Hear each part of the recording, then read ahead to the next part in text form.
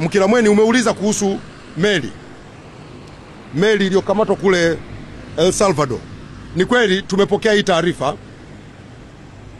na baada ya kutazama katika takwimu zetu tumebaini kwamba ni meli ambayo imesajiliwa kule Zanzibar, na wenzetu wamesajili meli kupitia wakala naitwa Konarina.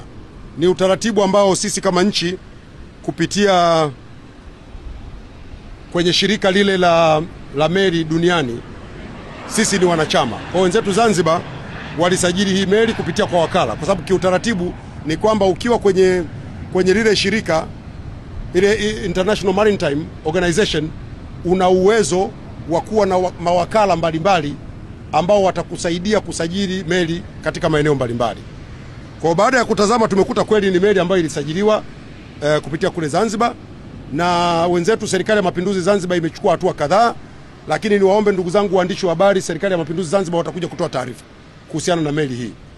Lakini kwa haraka, ili watu wasiendelee kupata upotoshaji, ziko hatua ambazo zimechukuliwa mara moja, kwa sababu meli hizi zikiwa zinasajiliwa kwenye nchi yako sio kwamba inatoka hapa.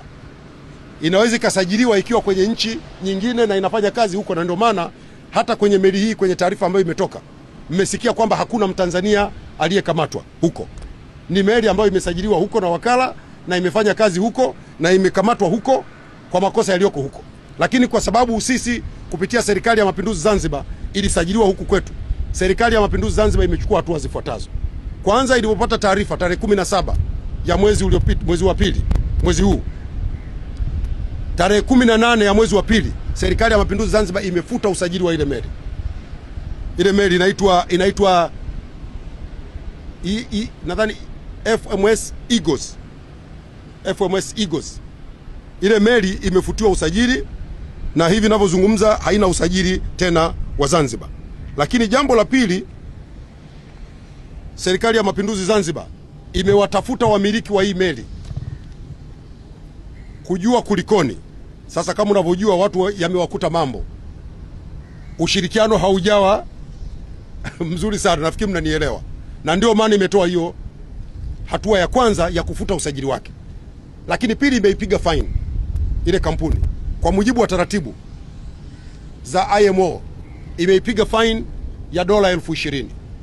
Jambo la tatu, inaendelea kufanya mawasiliano kupitia wizara yetu ya mambo ya nje ili kuondokana na utambuzi wowote wa meli hii kimataifa. Lakini zaidi ya hapo, wanaendelea kufanya tathmini ya mawakala wote ambao wameingia nao mkataba wa kusajili meli, ili wale ambao ni wababaishaji waondolewe kwenye orodha ya usajili. Kwa hiyo hizo ni hatua ambazo Serikali ya Mapinduzi Zanzibar imezifanya kwa haraka, angalau Watanzania mjue kwamba kwanza ni kweli meli iliyosajiliwa imesajiliwa Tanzania, lakini ni meli ya nje ya nchi na ilikuwa inafanya kazi huko nje ya nchi. Lakini kwa sababu imevunja taratibu, Serikali ya Mapinduzi Zanzibar tayari imeshaanza kuchukua hatua, na baadaye watakuja kutoa taarifa rasmi ya hatua zingine ambazo Serikali ya Mapinduzi Zanzibar imezichukua kuhusiana na meli hii.